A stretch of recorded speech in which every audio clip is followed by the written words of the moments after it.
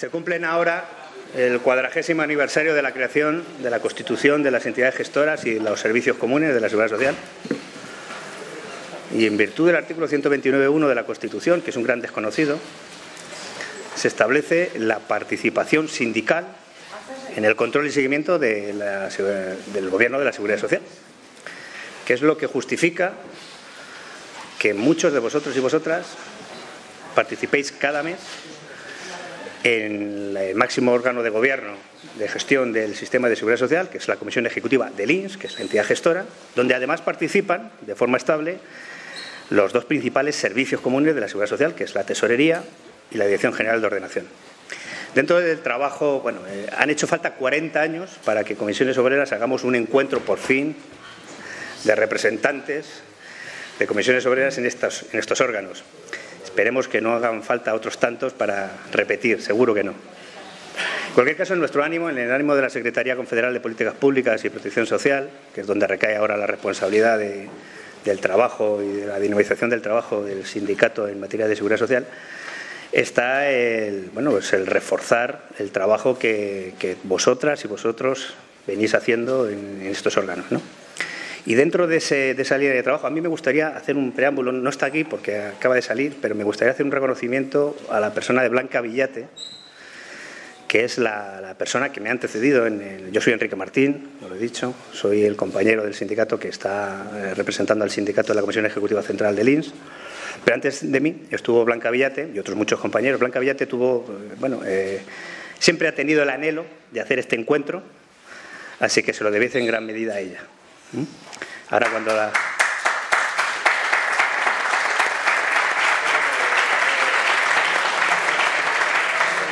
cuando venga, pues que se pague un café. Bien, dentro de las líneas de trabajo nos parecía que no podía ser de otra forma. Tenemos que comenzar por conocer cuál es la agenda política que tiene el Gobierno, el nuevo Gobierno, en cada una de las entidades gestoras y los servicios comunes del sistema de seguridad social. Y para eso tenemos una mesa de lujo, lo tengo que decir así. Yo creo, no sé si alguna vez habéis coincidido los tres en una misma ponencia para explicar cuáles son las líneas de trabajo que el nuevo Gobierno tiene tanto en el INS, en la Tesorería, como en la Dirección General de Ordenación.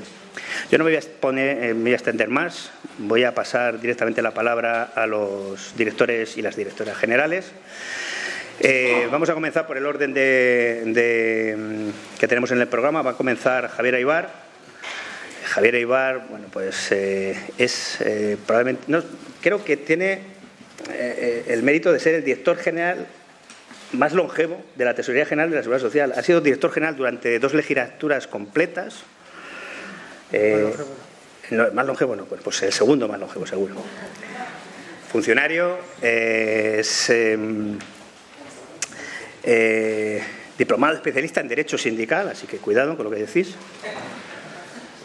Y sobre todo es un director general que siempre se ha caracterizado por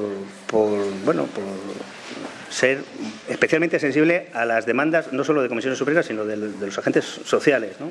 Yo creo que es consciente de que la importancia que tiene el diálogo social y la participación de los agentes sociales, sindicatos y empresarios, en el gobierno del sistema de seguridad social. Le hemos pedido que centre su intervención en la presentación de la campaña de lucha contra el fraude y por el adecuado encuadramiento en el sistema de seguridad social.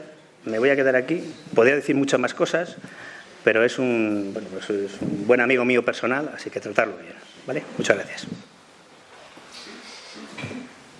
Pues buenas tardes a todos.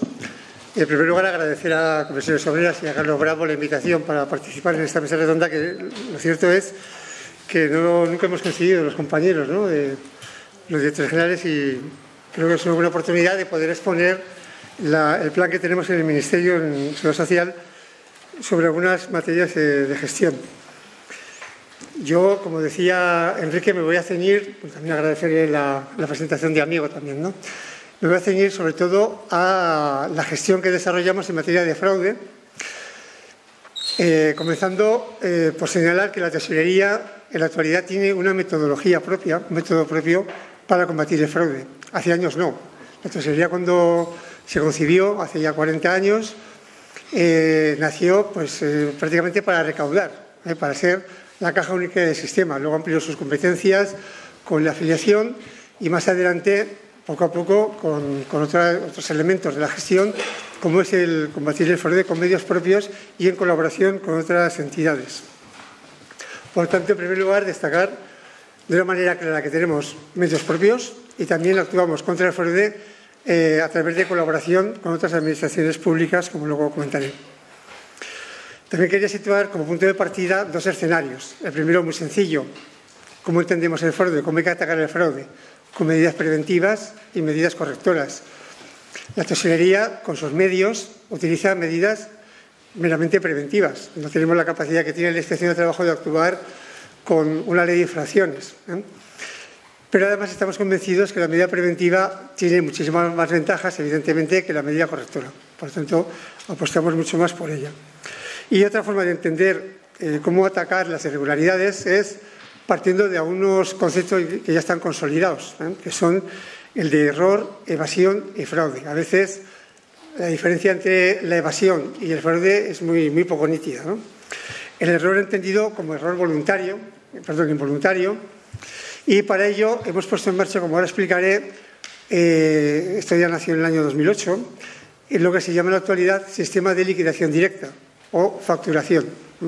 Esto precisamente lo que permite es que el sujeto obligado que tiene que liquidar tenga menos posibilidad de cometer errores, porque la Administración está facturando las cotizaciones. En segundo lugar, la evasión, entendida como actuación o bien para aumentar el beneficio o bien para pagar menos cuotas, ¿no? La evasión que tiene, como digo, mucho que ver, muchos elementos comunes con el fraude, pero en este caso la evasión la tratamos también con medios específicos para hacer un seguimiento más cercano de la deuda y sobre todo para rebajar la morosidad. Por ejemplo, el seguimiento de grandes empresas, por ejemplo, actuación de las unidades de recaudación ejecutiva. Y en tercer lugar, el concepto de fraude. Aquí sí que encontramos un ilícito deliberado de carácter administrativo, de carácter penal, y para el que tenemos que actuar de una manera mucho más contundente, elaborando planes específicos contra este tipo de irregularidad.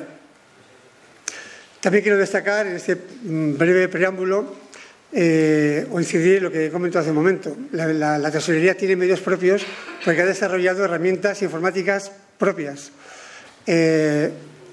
Hemos elaborado diferentes procedimientos electrónicos que permiten hacer rastreos, comprobaciones que evitan que el fraude pues, prosiga su curso, ¿no? Y como herramienta más novedosa, hay una herramienta que técnicamente la denominamos SAS, que ahora también la comentaré a continuación, pero que está basada en técnicas analíticas. Es una herramienta, la denominamos como muy potente, porque permite, mediante un desarrollo informático muy avanzado, detectar diferentes tipos de fraude. También quería comentar que, dado que la Ley General de Seguridad Social da medios para poder actuar, pero no establece ningún criterio para combatir el fraude, no habla de planes de fraude, eso significa, dicho de otra manera, que el éxito del fraude depende de la voluntad y la eficacia de la Administración en cada momento, ¿no? De manera que, si es más contundente, si se busca la colaboración con otras administraciones, se obtendrán mayores éxitos, ¿no? Eso, como digo, no lo dice la ley, es una voluntad política, como comentaba Enrique en su presentación. Por lo tanto, se requiere de una planificación adecuada, se requiere también identificar, definir y priorizar actuaciones y conocer el perfil del defraudador y qué conductas queremos perseguir. Y destacar igualmente que lo que voy a comentar ahora, que van a ser los elementos más esenciales de la lucha contra el fraude, tiene una coincidencia total con la filosofía del plan director del Gobierno de lucha contra el fraude que se dictó este mismo año, cuando llegó el Gobierno al poder. Bueno, la primera transparencia se puede ver una panorámica muy general de la lucha contra el fraude por parte de Tesorería, con medios propios que ahora voy a desarrollar, sistema de liquidación directa, empresas ficticias, antifraudulentas, seguimiento de grandes cuentas, etcétera, colaboraciones con las administraciones que en la actualidad nos pueden ofrecer información o apoyo suficiente para complementar esta lucha contra el fraude, como son la Inspección de Trabajo fundamentalmente, la Agencia Tributaria y el Ministerio de Interior a través de una sección de investigación de la policía que ya hace años colabora con la Seguridad Social. Está compuesta por policías que son muy expertos en materia de Seguridad Social.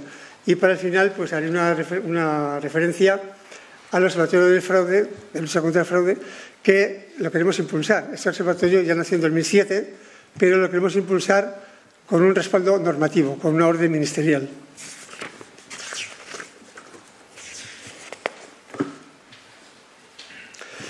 Comentaba que para evitar el error y para colaborar con las empresas para que no incurran en este error, se adoptó ya en 2008 el denominado sistema de liquidación directa. En aquel momento se llamaba, para si alguno lo recuerda, sistema Creta. En los pasados años, a partir del año 2013-2014, se impulsó decididamente este proyecto para entrar en vigor en el año 2015. Fundamentalmente se trata de que la tesorería mes a mes liquida las cotizaciones sociales, de forma que la empresa únicamente debe comunicar cada mes las variaciones que se produzcan de los elementos que son necesarios para proceder a la liquidación. Por lo tanto, esto a la empresa le da, por una parte, seguridad jurídica, porque sabe que lo que factura la tesorería es algo cierto, y por lo tanto, si hay algún fallo, que no lo hay, no va a ser culpa del sujeto que tiene que cotizar. Y esto lo uno con también otra aportación a evitar errores, como es los ficheros CRA, que son los ficheros sobre las retribuciones abonables. ¿En qué va a contribuir esto a la mejora de la lucha contra el fraude? Pues en el futuro va a permitir que con estos ficheros la tesorería dé un paso más y elabore ella misma la base de cotización. Ahora, con la liquidación directa, la empresa debe comunicar los conceptos que ella entiende que son computables a efectos de cotización. Cuando la tesorería elabore la base de cotización con el fichero CRA, aquí tampoco habrá margen de error. Y lo digo porque, aunque tanto el fichero CRA como la base que comunica la empresa cada mes proceden del mismo origen que la empresa, todavía hay divergencias. ¿Por qué? Porque en ocasiones la propia empresa quiere calificar ella qué conceptos son los cotizables.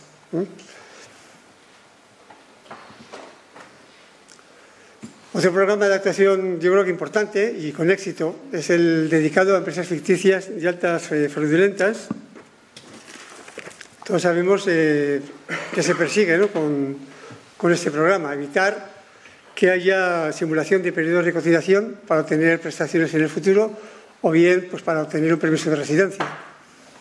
Esta herramienta que acabo de comentar establece lo que se llama líneas de trabajo.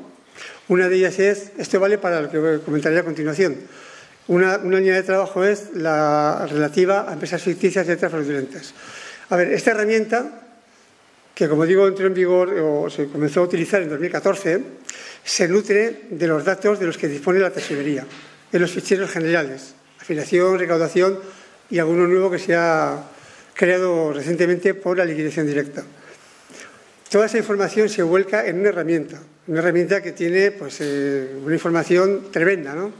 Por eso decía que es una herramienta muy potente. Por medios, lo que llaman los técnicos, analíticos, matemáticos y estadísticos, o sea, con una participación de trabajadores muy cualificados, se obtienen listados a la carta. La tesorería solicita, en base a esta información, porque están volcados todos los códigos de cuenta, solicita listados sobre qué empresas ficticias, presuntamente ficticias, se puede tener información. ¿Para qué? Para remitirla a cada provincia, y la provincia tiene que, sobre el terreno, identificar la irregularidad. Si le identifica y es un ilícito administrativo, lo puede comunicar al servicio jurídico para comenzar a pedir informes para luego determinar una responsabilidad o bien remitirlo directamente al juzgado. Además, con la particularidad no solamente de empresas ficticias, sino para todos los supuestos, que la máquina se retroalimenta, porque el resultado que se obtenga en la provincia se vuelve a comunicar, se vuelve a verter en la máquina, en la herramienta. Puede parecer un poco complejo, que lo es, pero es todavía más complejo explicarlo.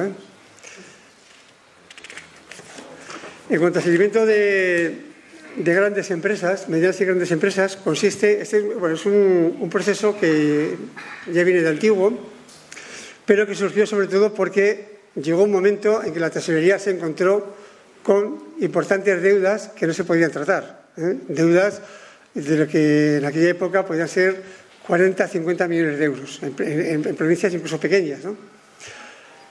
¿Qué se ideó? Se dio un programa para hacer un seguimiento de medianas y grandes empresas, entendiendo por tales empresas que tengan un número mínimo de trabajadores que, para las provincias que no sean Madrid o Barcelona, están en torno a 45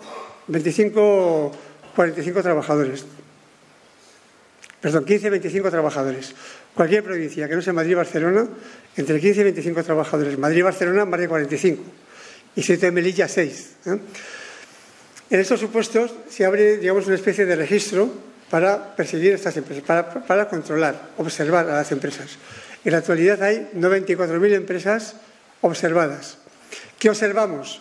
Que puedan generar una primera deuda de más de 1.500 euros. En este supuesto salta una alarma. Cuando salta la alarma, la tesorería se dirige a la empresa, al código de cuenta de cotización, y se le cita a una entrevista. Se le pregunta qué problema tiene. Si es un problema que tiene solución mediante un aplazamiento, se intenta ser flexible. Si no, hay que comunicar la situación a la Inspección de Trabajo. ¿Qué grado de éxito tiene este tipo de control? Yo creo que a mi juicio es elevado. Está en torno a un 65-75%. Entendiendo por éxito, o bien la regularización de la deuda mediante un aplazamiento, o bien por remisión del expediente a la Inspección de Trabajo, para que actúe.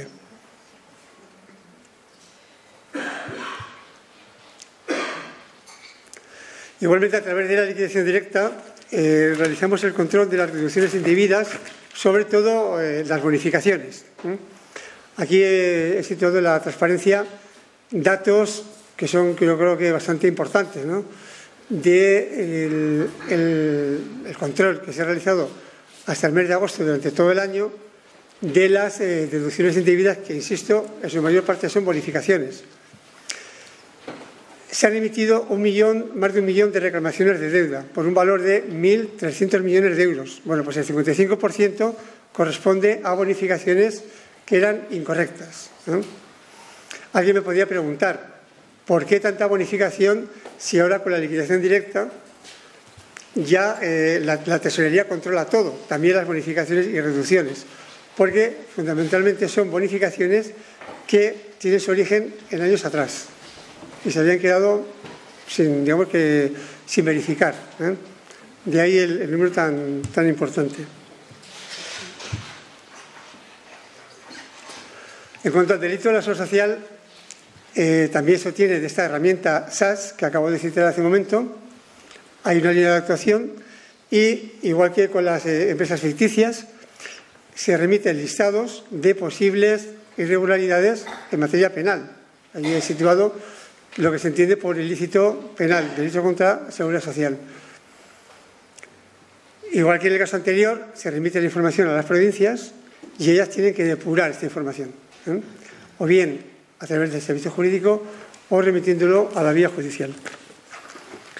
Por dar un dato, señalar que a través de este programa, del año 2015 a agosto de 2018, se pudieron regularizar 45 millones de euros, ¿eh?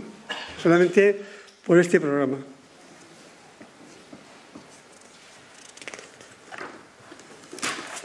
Bien, y antes de pasar para ir finalizando, al apartado correspondiente a la colaboración con otras administraciones, quería destacar que hay otras medidas para combatir el fraude de manera preventiva que a veces pasan desapercibidas, pero son igualmente eficaces, ¿eh? Son sencillas, pero eficaces, como es la remisión de la vida laboral al trabajador.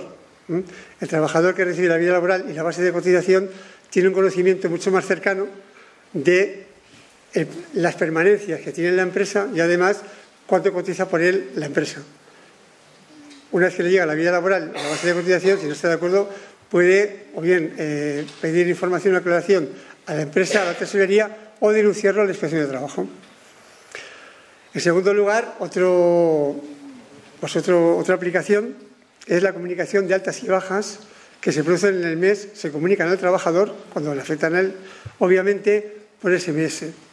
O también una herramienta, yo creo que bastante útil, ahora voy a dar un dato, que es el aplazamiento de cuotas. El aplazamiento de cuotas no solamente sirve para regularizar la deuda, para estar al corriente, también sirve para el mantenimiento de puestos de trabajo. En el año 2011 hicimos un estudio, no fue muy científico, pero fue totalmente válido, para valorar qué implicación tenía el mantenimiento del empleo la concesión de aplazamientos. Además, en aquel momento estábamos ya en crisis y el volumen de aplazamientos era muy elevado, el volumen de la cuantía aplazada. Y, por lo tanto, en aquel momento yo era director de tesorería, necesitaba saber en qué estábamos invirtiendo esas moratorias, ¿no? Bueno, pues el dato yo creo que fue bastante positivo, porque del 100% de empresas que obtenían un aplazamiento, el 27% en el periodo que observamos, que fue un periodo de medio año, consiguieron aumentar la plantilla, un 27%.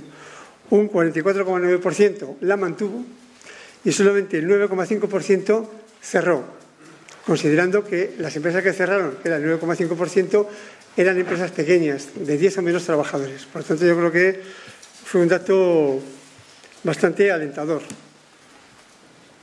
¿Cómo viene tiempo? Bueno, pues en 5 minutos acabo. Quiero destacar, sobre todo, la colaboración de la Tesorería con la Inspección de Trabajo. Colaboración que viene de antiguo, que se documentó en un convenio del año 2004, que se ha ido renovando y mejorando, y que ha desembocado en una planificación anual. Cada año, aunque se va prorrogando, cada año se concierta un plan entre Tesorería e Inspección. Un plan que se puede ver en esta transparencia, que tiene dos partes. Lo voy a explicar lo más sencillo posible. La primera parte consiste en la petición que dirige la Tesorería a la Inspección para que se actúe sobre conductas determinadas. Por lo tanto, la Tesorería lo que hace es enviar ficheros con información. Se determinan, como aparece ahí, la cantidad de actuaciones que se tiene que desarrollar cada año y que solicita la Tesorería. Pero son actuaciones que se distribuyen a nivel provincial. Quiero destacar que para este año hemos incluido 3 nuevas actuaciones, son novedosas y que van en consonancia con los requerimientos, ¿no? con el fraude que hemos comprobado que existe en la actualidad. Inciden en las empresas que realizan altas y bajas sucesivas en época de vacación. En segundo lugar, irregularidades en materia de no declaración de horas extraordinarias. Y en tercer lugar, sobre empresas que tienen índices de temporalidad y parcialidad altos. Eso sería el primer bloque, muy sencillamente explicado. Y el segundo bloque, no hay ficheros, únicamente se determina el número de actuaciones contemplando todos los sectores de actividad y contemplando conductas fraudulentas. Y esto también se distribuye geográficamente por cada provincia, de tal manera que donde sea necesario actuar en un sector determinado con más contundencia, se va a hacer. Siempre, como digo, pactado entre la Tesorería y la Inspección. Otra colaboración se desarrolla con la con la Agencia Tributaria. Hay intercambio de información muy importante y aquí se puede actuar sobre empresas ficticias porque la Agencia Tributaria remite a la Tesorería información sobre retenciones de IRPF y sobre facturación. Por ejemplo, si no hay facturación en una empresa, se supone que hay indicio suficiente para que se le considere empresa ficticia. Si una empresa no realiza retenciones de IRPF sobre un trabajador, se supone que hay una alta fraudulenta, porque no hay salario, no hay retención, no hay salario, ¿no? Si hay empresas que están facturando entre ellas, nos puede dar idea de que se pueda considerar seguramente que haya un grupo de empresas. O, por ejemplo, cuando un autónomo solamente factura con una misma empresa, hay un indicio de que puede existir un falso autónomo. Y ya termino con la última transparencia, que es la colaboración con el Ministerio del Interior. Decía que hay una sección de investigación de Seguridad Social con policías especializados que tienen la capacidad que no tiene la Administración, que es perseguir el ilícito penal. Y además he puesto ahí con toda intención que la actividad tiene carácter preventivo y también ejemplarizante. Preventivo porque se detectan a tiempo muchos casos de ilícitos penales con esta información. Y ejemplarizante porque siempre se corre la voz. O sea que yo cuando veas que tu vecino de las barbas, exactamente igual. Por lo tanto, cuando se ha actuado en un sector determinado, por ejemplo, ahora mismo estamos con aunque no es un ejemplo que se pueda llevar al ilícito penal, pero estamos con el sector cárnicas, ha habido mucho eco. Entonces, el sector de las cárnicas, en muchos casos, se han puesto ya las pilas y han empezado a regularizar la situación, porque saben que puede haber más campañas. Yo termino, Enrique, simplemente haciendo dos reflexiones, o sobre todo una reflexión, porque me solicitabais que también hablásemos de cara al futuro qué se podía hacer. Pues yo creo que es importante, se podía hacer, recuperar un acuerdo, un convenio que hubo tripartito en el año 2009, que fue un acuerdo, un plan pionero entre la Inspección de Trabajo, la Agencia Tributaria y la Tesorería. Este acuerdo tripartito empezó a funcionar en el 2010, seguimos en el 2011 y en 2011 desapareció. Y la verdad que costó muchísimo pues, aunar esfuerzos e intereses entre tres entidades que tienen cada una su parcela de actuación, ¿no? Y como digo, pues yo creo que sería muy interesante porque ahí también tuvo un efecto inducido importante y sobre todo que se tuvo la capacidad de conseguir trabajar de manera conjunta entre tres entidades que tienen mucho que decir en materia de fraude. Y nada más, gracias. Muchas gracias.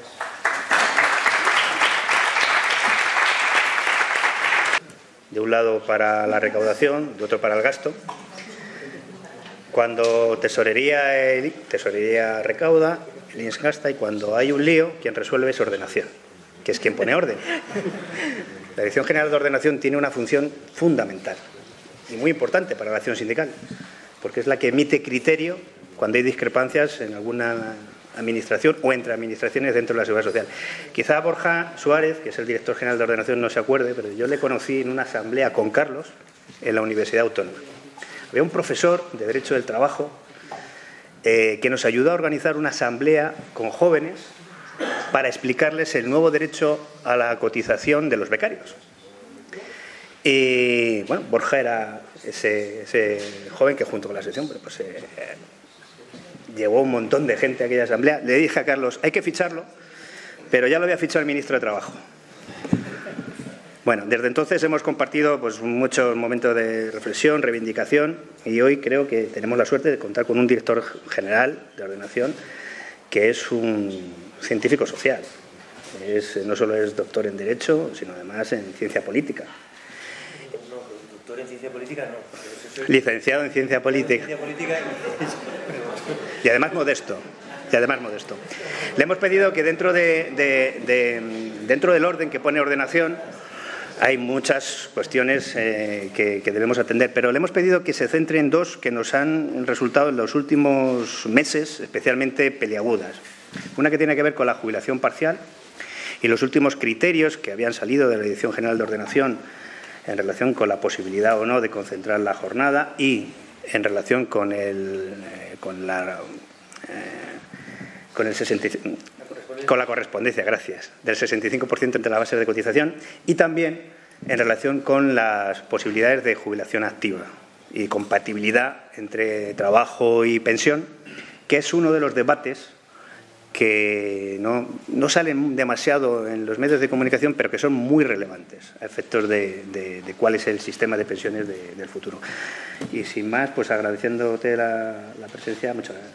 Tienes la palabra. Muchísimas gracias, Enrique.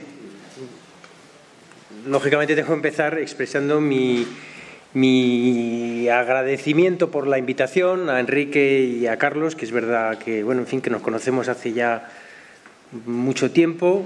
Son dos personas, en fin, tengo ocasión de decirlo públicamente, a las que yo admiro muchísimo.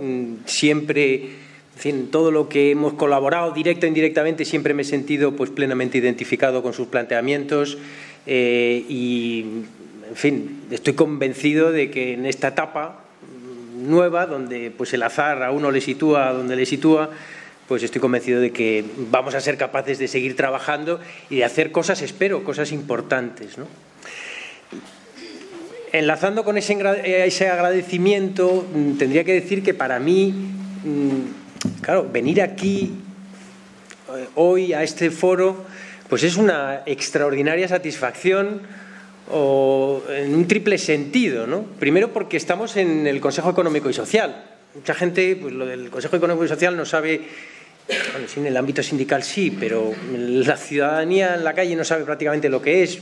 Para los que nos dedicamos a las relaciones sociolaborales, y aquí tenemos al gran maestro Monereo, que también me hace muchísima ilusión que esté aquí, el Consejo Económico y Social es una institución de referencia, ¿no? Y yo espero también que en esta nueva etapa que se ha abierto de alguna manera, podríamos decir, pues el Consejo Económico y Social tenga un mayor protagonismo, ¿no?, en el gobierno de las relaciones sociolaborales.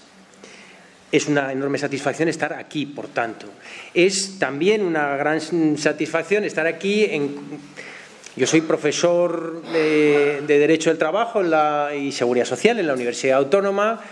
Soy funcionario, soy empleado público, soy servidor público y vengo aquí en una condición pues también de servidor público, bueno, pues transitoriamente más cualificada, se puede decir así, y me hace particular ilusión hacerlo aquí. Y por último, me hace mucha ilusión como persona, digamos, en fin, si puedo decirlo así, que se considera progresista, pues hacerlo en un foro como este, ¿no?, un foro sindical pues de tanta relevancia, rodeado de tan buenos colegas y amigos y, en fin, tratando de compartir algunas de las cosas que vamos a intentar o que estamos intentando hacer desde la Dirección General de Ordenación, ¿no? Decía Enrique, en esa tan breve como certera introducción o presentación que ha hecho, que la de GOS, que yo cuando llegué al Ministerio, la primera vez que hice lo de GOS, digo, ¿pero de quién están hablando? No es que están hablando de ti, ¿no? La Dirección General de Ordenación de la Seguridad Social, pues es la que en buena medida resuelve los conflictos. Bueno, yo creo que, en fin, cada uno desde su ámbito, pues trata de que las grandes entidades gestoras, y aquí están sus representantes, pues, en fin, en la medida de lo posible echarles una mano para que todo funcione mejor, ¿no? Y en concreto, una de las, de las funciones que tiene atribuida la Dirección General es aparte de la elaboración normativa, un aspecto muy importante, que es la interpretación de las normas, de la normativa, la aplicación, la interpretación, que es, en muchos casos, me atrevería a decir, casi tan relevante como el propio diseño, ¿no?, normativo en sí. Dicho esto, yo quisiera, con carácter general, hacer alguna reflexión sobre esta labor interpretativa que se hace desde la Dirección General de Ordenación. Sobre todo, pues para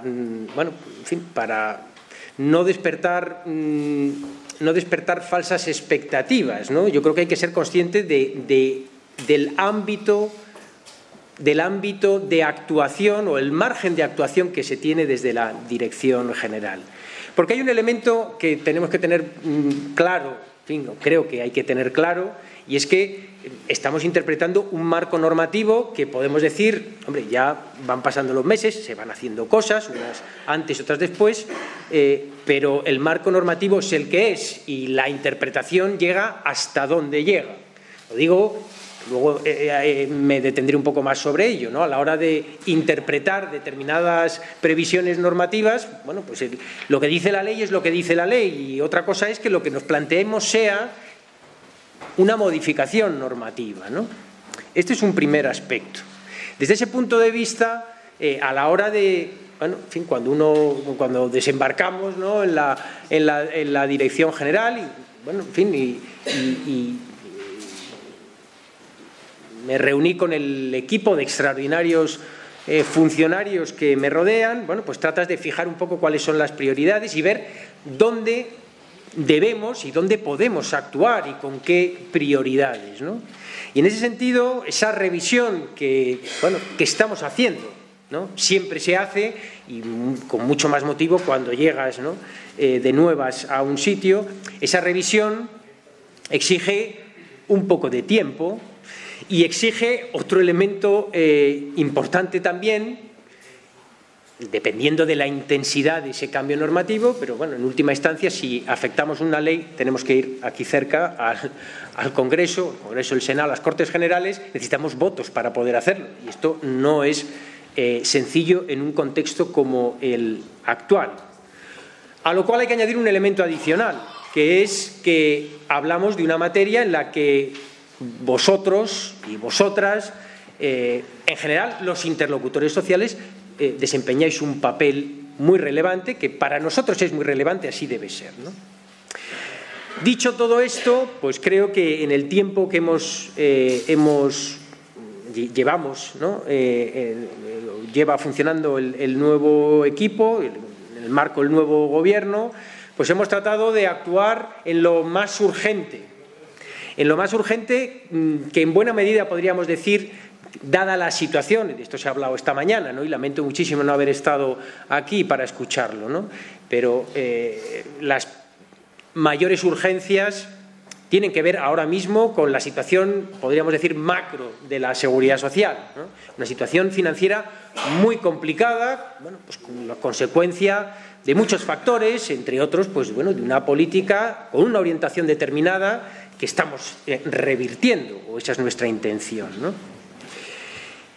Y por último, como elemento introductorio, sí creo que este es un foro muy adecuado para, en fin, y por eso me parece, bueno, agradezco tanto esta oportunidad para que, bueno, yo transmita, sí, lo que tenemos en mente, las preocupaciones que tenemos en relación con la elaboración de estos criterios normativos y en concreto lo relativo a estas cuestiones que planteaba Enrique, pero también es un momento muy adecuado para que esto sirva o para que esto me permita a mí recibir cuáles son vuestras inquietudes respecto de estas cuestiones, ¿no?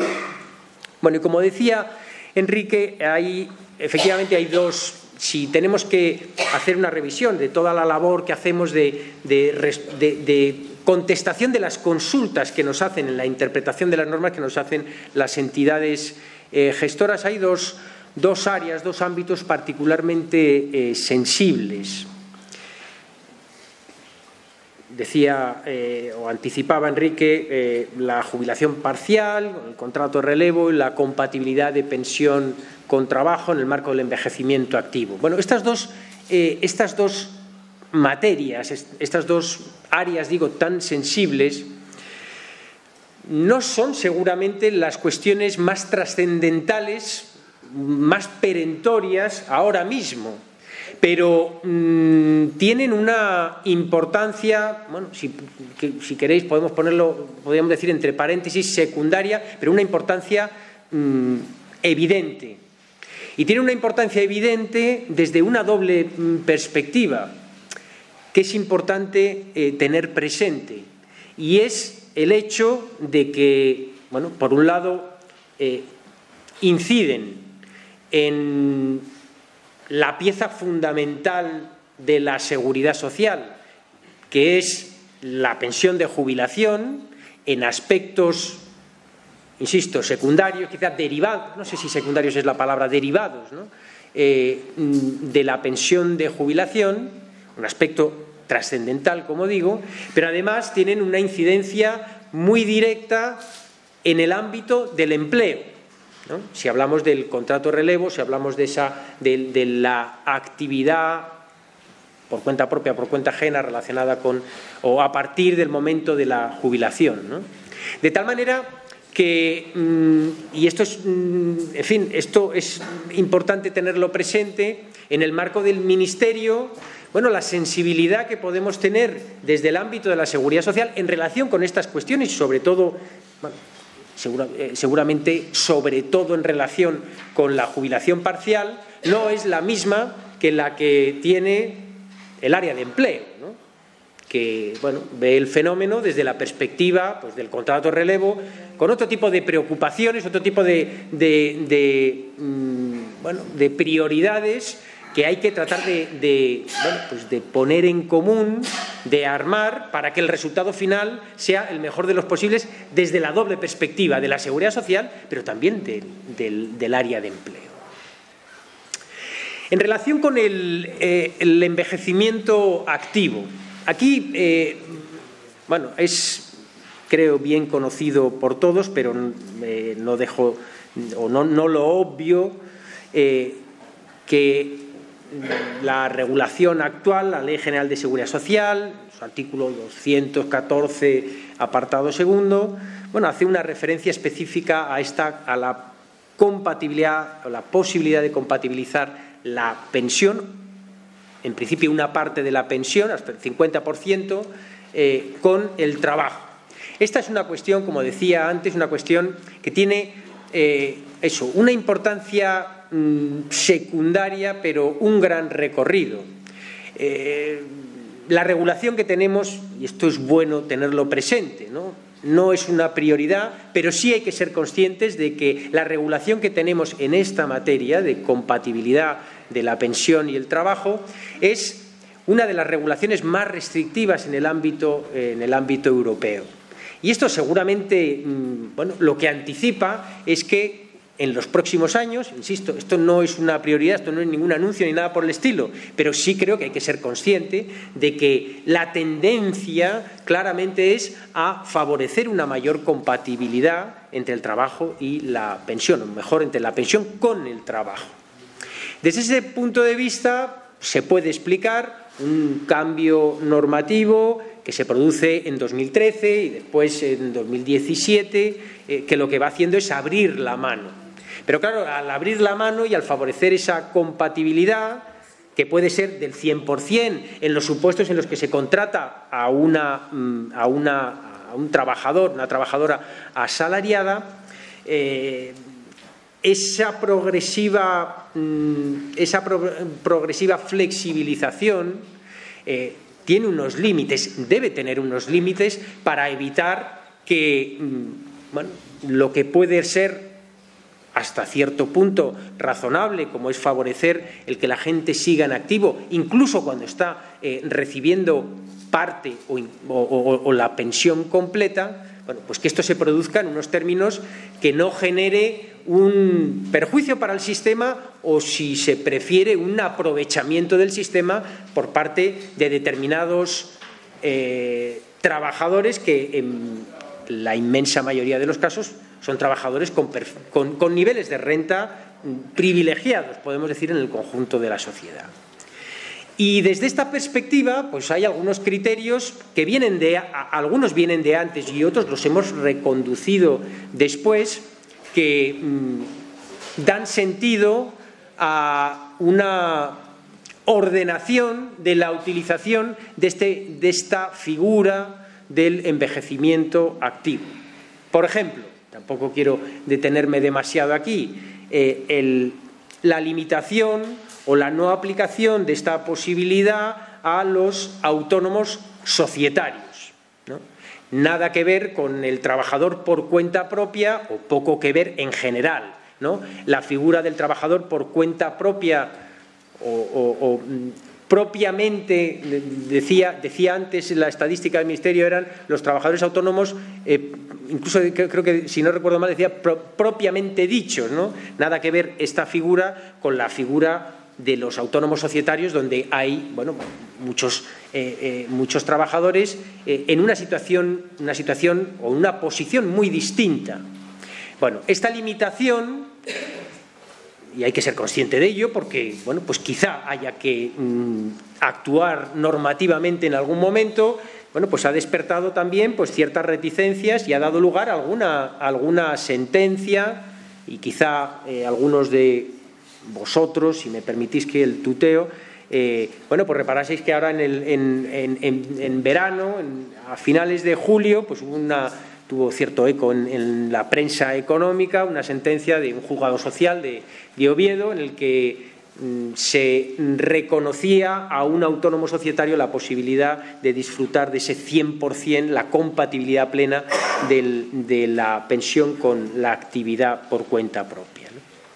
Bueno, este es un criterio que viene de antes, hay otros criterios que vienen de antes y que, digamos, que también con los que nos sentimos razonablemente cómodos, relacionados en concreto con los familiares colaboradores del autónomo, y hay un aspecto donde sí, bueno, en fin, pues fue una de las primeras cosas que hicimos, porque nos resultaba, en fin, a mí como investigador, digamos, desde el ámbito universitario, cuando tuve conocimiento de ello, pues, en fin, realmente me resultó muy chocante, que es ese requisito de tener contratado a un trabajador asalariado para poder compatibilizar el 100%, para tener el acceso a esa jubilación activa plena, el que esto pudiera hacerse, decía el criterio anterior, un criterio, insisto, polémico, de noviembre del año pasado, diciendo que, bueno,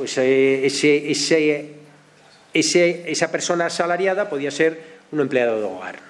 Bueno, evidentemente, creo que esto distorsiona completamente no solo el tenor literal de ese artículo 214.2, sino que distorsiona el espíritu de esta figura que supone el envejecimiento activo, ¿no?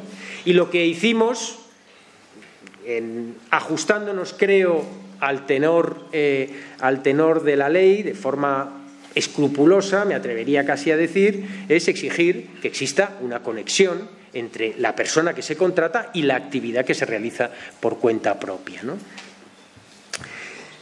Paso sin más, para no pasarme del tiempo, que esto es un defecto que tenemos los profesores universitarios y yo veo que no se quita. Tiene que ver con la jubilación parcial, ¿no? En relación con estas dos cuestiones que planteaba Enrique. La primera, la concentración de jornada. Bueno, aquí, como seguramente sabréis, el año pasado, en marzo del año pasado, ratificando un criterio que había establecido el Tribunal Supremo en enero del año 2015, se reconoció la posibilidad de concentrar la jornada de trabajo del jubilado parcial. Lo cual nos lleva, porque esto desde la aprobación, desde la publicación de esa sentencia lo hemos tenido que asumir, y aquí no cabe interpretación posible, cabe una modificación normativa, pero interpretación en este punto no cabe. Bueno, lo que se produce es a mi juicio, una desvirtuación de la finalidad de la institución de la jubilación parcial, ¿no? Que está configurada como un acceso paulatino a la jubilación y que además casa muy mal, y yo en ese sentido la verdad es que la sentencia, dicho siempre con todo el cariño y todo el respeto por el Tribunal Supremo, pues una sentencia un poco chocante, entre otras cosas porque hay otros elementos normativos, y estoy pensando en el Estatuto de los Trabajadores y en la regulación del contrato de relevo, que permitirían una interpretación, o habrían permitido una interpretación sistemática para evitar esa concentración de la jornada. Y el otro elemento controvertido, sé que es un aspecto particularmente controvertido, ¿no?, que es el de la correspondencia de las bases de cotización, ¿no? El que tenga que haber una relación, que la base de cotización del relevista tenga que alcanzar el 65% de la que tenía el jubilado parcial los últimos 6 meses, ¿no? El tenor de la ley aquí es clarísimo y desde ese punto de vista no es una cuestión que no hayamos pensado, que no hayamos reflexionado sobre ella. Desde ese punto de vista, yo creo que el criterio que se dicta en octubre de 2017 es un criterio, es verdad que en un momento anterior se había entendido otra cosa, pero en este punto concreto, ese tenor normativo, yo creo que resulta muy contundente, y desde esa perspectiva creo que, en fin, y como tenemos abierta una mesa de diálogo social, este es un asunto para plantearse ahí, y en fin, no diré yo ni que lo vamos a hacer ni que no lo vamos a hacer. Lo que sí creo es que es un asunto que merece la pena ser abordado en ese ámbito, en ese foro concreto, porque con la actual regulación que tenemos ahora, creo sinceramente que no cabe una interpretación mejor ajustada a ese tenor literal, ¿no? Y en todo caso, lo que sí creo también, y esto enlaza pues con otras cuestiones vinculadas a esa jubilación parcial desde una perspectiva más amplia, ¿no?, del papel de la jubilación parcial en nuestro sistema de pensiones, en el momento en el que ahora estamos, un momento casi podríamos decir inmediatamente previo al gran cambio que va a suponer la próxima década, mediados de la próxima década, cuando empecemos a notar los efectos de la jubilación del baby boom, ¿no? Y en ese contexto, que va a ser un contexto desde ese punto de vista distinto, yo creo que es importante que la jubilación parcial recupere o evite una utilización que desvirtúe la función que desempeña o que debe desempeñar esta institución. Y desde ese punto de vista seguramente tenemos que reflexionar que no es lo mismo la jubilación parcial, o no será lo mismo la jubilación parcial en un contexto en el que puede estar marcado por otros elementos, ¿no?, de desempleo, pero en un contexto con un determinado escenario demográfico, una determinada situación demográfica, que esa jubilación parcial en un contexto distinto, donde el fenómeno o el envejecimiento, el impacto de la jubilación de la generación de baby boom va a ser muy importante, ¿no? Bueno, creo que me he pasado un poco, pero agradezco muchísimo la atención y bueno, aquí estamos a vuestra disposición.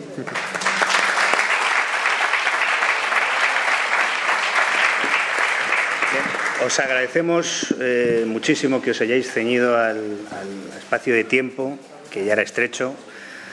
Vamos a abrir un turno de palabras, pero en correspondencia con el esfuerzo que han hecho los ponentes de concreción, os pido la misma. Entonces, os pido que los que queréis intervenir lo hagáis, pero tipo telegráfico. Por favor, ¿vale?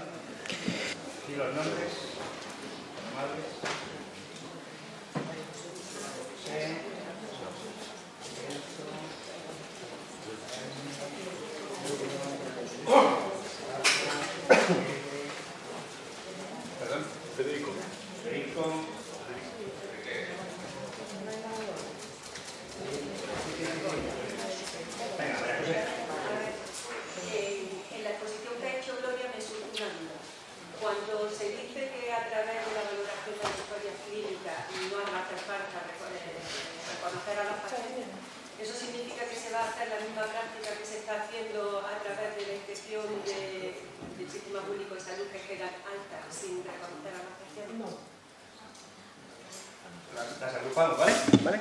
Porque va a haber muchas. Entonces, las agrupamos.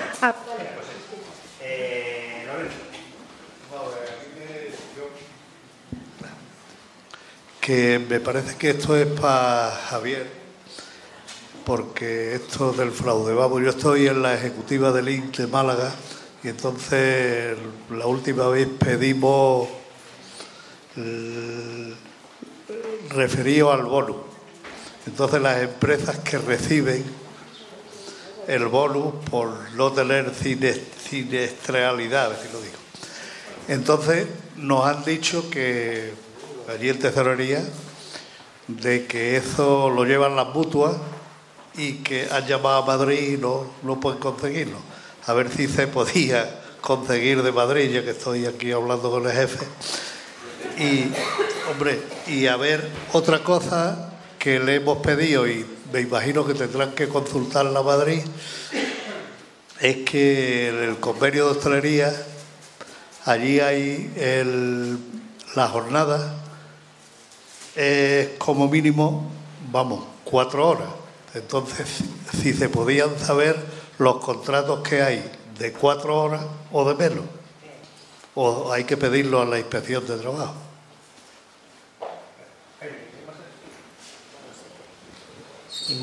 Muy breve para Gloria. El tema de vincular el plan de acción con un ahorro podría significar, si realmente de este plan surge, por ejemplo, determinaciones de contingencias como contingencia profesional, que en lugar de un ahorro se pudiese dar un mayor gasto. Y luego un tema también importante, en el tema de las citas, para evitar molestias, reitero lo que he dicho en otros momentos, ¿no? Hay que tener en cuenta todas las citas que realizan las mutuas en baja contingencia común, que no se ciñen por ningún criterio objetivo y sí que provocan esa molestia, ¿no?, a la persona, y que esa información no la recaba el INS, pero que es un coste para la persona afectada.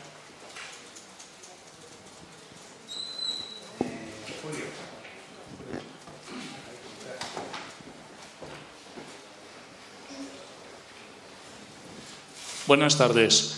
Hoy, muy interesante, he participado en planificación de inspecciones de trabajo en Madrid y en la determinación de qué cuestiones se deben abordar en el marco del territorio de Madrid y efectivamente pues, la planificación es la mejor herramienta.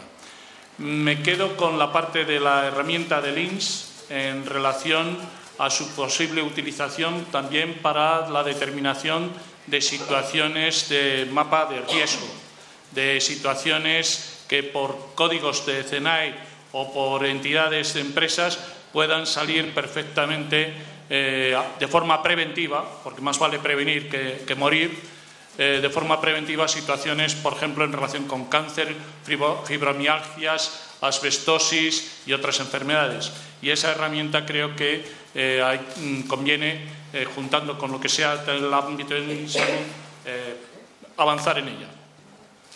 Muchas gracias. Paco. A Gloria. Los cambios de contingencias no es posible actuar un poco más, digo por mi ejemplo, en Sevilla, más de oficio, es decir, está regulado que los propios servicios públicos de salud, las propias mutuas o incluso los médicos del INS pueden derivar para que el cambio de contingencia cuando se entienda.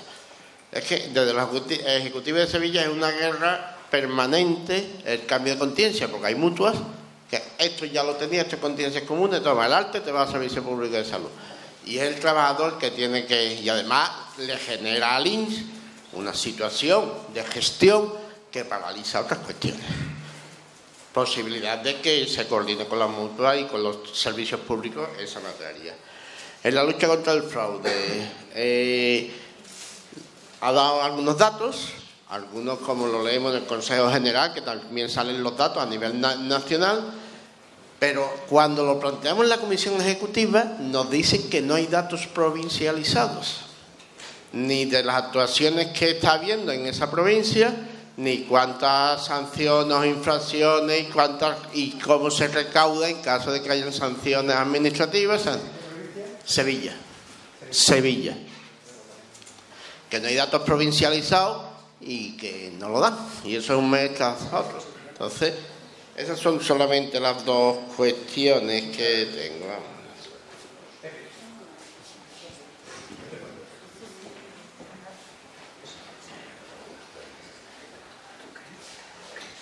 Yo varios temas. Uno para Javier. En el tema del fraude, yo creo que se ha hablado ahí de una serie de convenios con determinados organismos. Yo creo que sería conveniente, en mi opinión, hacer algún convenio, o algunos no, con todas las comunidades autónomas, porque las comunidades autónomas en los sistemas especiales agrarios tienen bases de datos de, por ejemplo, ayudas de la paz, los cánones de gasóleo, que serían muy eficaces los cruces de informáticos con los datos de seguridad social para detectar fraudes que se dan en infradeclaración de jornadas en el sector agrario, el sistema especial agrario. Y con esto ya me sumo, hago un planteamiento de evidentemente no corresponde, seguramente corresponde más a normativa, el tema de acabar ya con el sistema de altas y bajas en el régimen especial agrario. Es evidente que hubo un acuerdo en su momento, pero el acuerdo establece hasta el año 31 para una equiparación, diríamos, real con el régimen general, pero no se sostiene ya en estos momentos el sistema de alta y baja en el sistema especial agrario, que solamente lo que hace es proteger el fraude generalizado que se da en muchos sitios. Por tanto, ese es otro tema que habría que contemplar. Y finalmente, yo creo que otro tema que se está dando muy específico en el sector agrario es el tema de los falsos encuadramientos. El desarrollo reglamentario de la integración no se ha producido, no hay reglamento específico y hay unos encuadramientos irregulares en el sistema especial agrario que solamente tienen como objetivo por parte empresarial ahorrar costos en materia de seguridad social de trabajadores que deberían de estar cotizando en el régimen general. Por tanto, son temas que ayudarían de manera importante a todo lo que hemos hablado esta mañana de mejorar los ingresos en materia de seguridad social y controlar el fraude. Nada más. Federico. Buenas tardes. Una pregunta a la directora general del Instituto Nacional de la Seguridad Social es la siguiente. Después de varias sentencias, de varias TSJs, Tribunal Superior de Justicia, de varias comunidades autónomas, y no me acuerdo si el Supremo ha llegado, no me acuerdo lo mismo, respecto a las altas médicas que da el INS, en los supuestos, que deben ser motivadas, porque no son motivadas, si el INS va a resolver alguna vez que se cumpla con alguna de las sentencias que hay. No hay muchas que yo sepa, pero las hay, porque hay que no es ninguna motivada. Y no hay mucha confusión. Al director general de la ordenación, a raíz de determinadas sentencias y alguna del Supremo respecto de la compatibilidad entre la pensión de incapacidad permanente total, ya sea de contingencia común o contingencia profesional, y la jubilación parcial, que sí que existe, ¿qué va a resolver? Porque seguimos yendo a juicio, y el otro día tuve un juicio donde el abogado del INS me dijo, conozco la sentencia, lo que pasa es que yo estoy de acuerdo con el voto particular, claro, el voto minoritario de un magistrado, pero no el voto de todos los demás, que es mayoritario. Claro, estas cuestiones mueven un poco a confusión, entonces me interesaría, y ya por último también, es posible que sean más conocidas las resoluciones de la Dirección General de Ordenación, porque francamente son casi clandestinas, y además, ya no solamente para las personas metidas en derecho y estas cosas, es que en general el ciudadano que va a los CAIs, a los centros de información y tal, es que no se le informa, o sea, todo es lo que le diga el funcionario de turno, pero no hay estas cosas tan concretas como, por ejemplo, que se ha hablado de la jubilación activa, pues esto es que la gente no las conoce, o sea, es que no hay unas comunicaciones, en fin, pues no se conoce. Entonces, yo creo que sería muy interesante que se hiciera así. En primer lugar, felicitar a la mesa porque ha sido extraordinario, y juntar a grandes profesionales es un lujo. Realmente los comentarios van a ser sobre todo por IT, a la directora general, porque me alegro de que ya no se utilice fraude, igual que afortunadamente estamos hablando de gestión de las ITs, porque además esa nos servía para hacer un control de estas, porque el gasto estaba disparándose, las cifras que dan son prácticamente igual a las del 2008, es decir, en cuanto empieza el repunte estamos en cifras relativamente parecidas, con lo cual también perdemos un poco la justificación. Y el plan de actuación, le comentamos lo mismo que hemos dicho otras veces, realmente son horas extras para inspectores y para administrativos. Yo sé que el compromiso de la Dirección General del INS es de montar y poner mayores equipos y sobre todo los más profesionales, pero claro, no justifica el que se hagan más controles simplemente a costa de hacer horas extras. Esto ya justifica también el que en cada una de las ejecutivas pues se pida, se controle, se vea, porque ha quedado claro que no van a ser obligatorios el poner esos 267 profesionales. Y ya por último, dos cuestiones que se han comentado en todos los participantes, que es el SAS. La verdad es que es un instrumento, por lo que hemos visto, muy interesante, descriptivo. Aquí sí que sería interesante también el que se participara a los servicios públicos, de salud, porque nos daría mucha más información, ya no en el ámbito de la fiscalización, sino también en el ámbito de la gestión de enfermedades y de contingencias, pero que sean o no enfermedades profesionales. Y por último, en cuanto a los datos que hemos ido viendo, reitero lo que he dicho varias veces.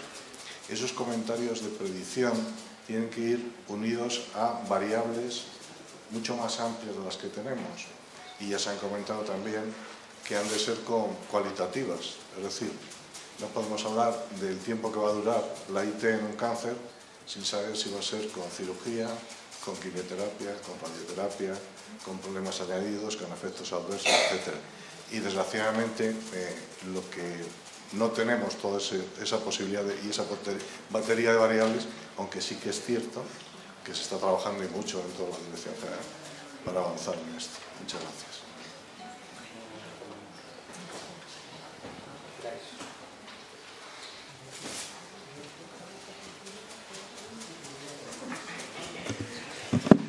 Bueno, a ver, respecto a la consulta de Málaga, el tema del bonus, pues lo preguntaré, pues no te puedo decir más.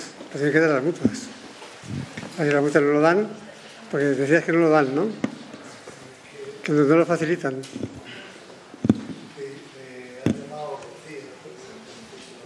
Sí, sí.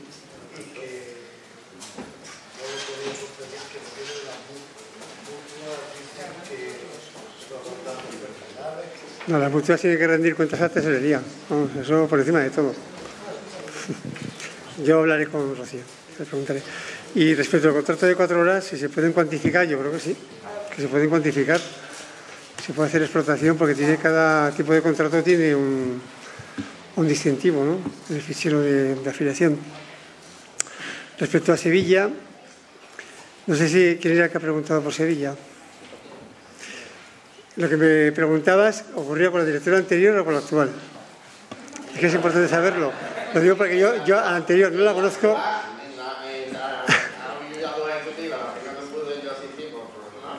Y en esta primera yo ya le he dicho efectivamente que estos datos que voy a seguir insistiendo que intenten dármelas.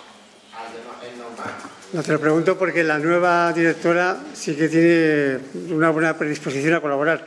Y yo te contesto que se tienen que dar, porque están provincializados. A la nueva directora todavía no le podemos hacer mucho porque es la primera vez que he estado con ella. Bueno, que en definitiva tenéis derecho a pedirlos y están a disposición. Son públicos, ¿no? Además, bueno, voy a comentar, aprovechando tu pregunta, voy a aprovechar para comentar algo que no dije antes en mi intervención. Hablé del Observatorio de Fraude, que lo queremos reactivar, que queremos crear una red ministerial para estructurar el observatorio y provincializarlo también. Eso, si recordáis, en la época anterior, en cada provincia se constituía el Observatorio de Fraude, que estaba compuesto en aquel momento por la Tesorería y la Inspección, ahora también se va a incorporar el INS, y acudieron los agentes sociales, y ahí se daba información para poder opinar y para poder mejorar. Por lo tanto, eso es lo que se tiene que dar. Yo lo comentaré también con Teresa. Respecto a los falsos encuadramientos del régimen agrario, pues no sé si corresponde a la inspección o a la tesorería. Yo creo que es una labor más de tesorería, pero no obstante también lo voy a preguntar, me va a interesar. Y respecto a convenios con comunidades autónomas, yo tengo la experiencia mala, pero igual eso ha cambiado. También de la época anterior de pedir convenios con comunidades que nos daban muy poca información, muy poco válida. Es verdad que la realidad ha cambiado, ¿no? Seguramente ahora, con los cambios normativos que hubo de integración, nos resultarían necesarios datos que a lo mejor entonces no pedimos porque no los teníamos convenientes y ahora sí que pueden ser convenientes. Lo que yo no sé lo que ha pasado en estos 6 años, que he estado fuera de la Dirección General, pero lo voy a preguntar y además agradezco el comentario. Algunas de las preguntas que se han planteado, pues no tengo tampoco una contestación muy clara, en parte porque afectan a otra parte importante de la Secretaría de Estado de Seguridad Social, es el servicio jurídico de la Seguridad Social, y en parte porque, bueno, hemos se han apuntado varias cuestiones relacionadas con el sistema especial agrario. Bueno, somos conscientes de que hay muchas cuestiones pendientes, ¿no? La cuestión es que, bueno, pues hemos empezado por donde no nos ha quedado más remedio que empezar, y está muy bien que se hayan identificado estas cuestiones para esforzarnos y para poner el énfasis en ello y seguir trabajando en los próximos meses. Hay una cuestión muy concreta que sí se planteaba y a la que sí me quiero referir, porque es otra de las cuestiones que bueno, desde una perspectiva casi de ciudadano de a pie, pues más chocan, ¿no? Que es, bueno, pues la falta de publicidad, no sé muy bien cómo definirlo, ¿no? Pero de los criterios de interpretación, ¿no? Es decir, que esto me parece que es un aspecto, desde luego yo sí lo tengo en la cabeza, es decir, es un asunto que vamos a abordar de alguna manera, porque creo que desde una perspectiva de administración moderna y transparente son criterios que tienen que estar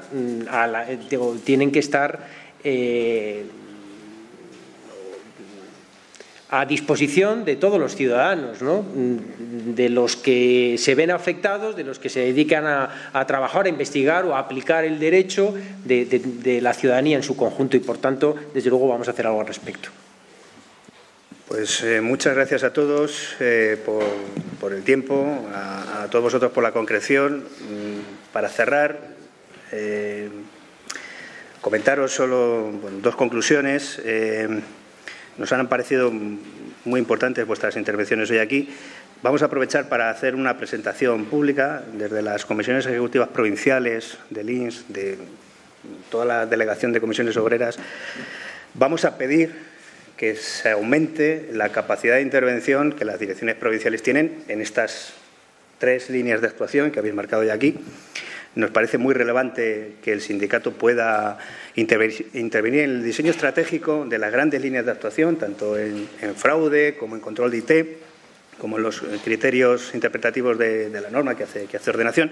Pero también nos parece muy relevante y muy importante la posibilidad de intervenir en la aplicación práctica de estas líneas de trabajo en cada una de las provincias. Por eso vamos a reclamar en todas las comisiones ejecutivas provinciales poder aterrizar dentro de la campaña del fraude en lo que a nosotros, desde nuestro punto de vista, son las líneas estratégicas de actuación que debería tener esta campaña contra el fraude relacionado con el tiempo parcial inadecuado, con las bases de cotización por debajo de los salarios reales, por los encuadramientos inadecuados o la falta de alta en determinadas actividades. Y en el caso de la incapacidad temporal, que por supuesto compartimos la necesidad de que haya un control público de las prestaciones, participaremos lógicamente de forma intensa en garantizar que la incapacidad temporal sirve para lo que realmente debe servir, que es la recuperación de la salud. Ni un día menos, ni un día más. Y en ese sentido, además, creemos que las herramientas que hoy ha presentado Gloria pues tienen una potencialidad evidente.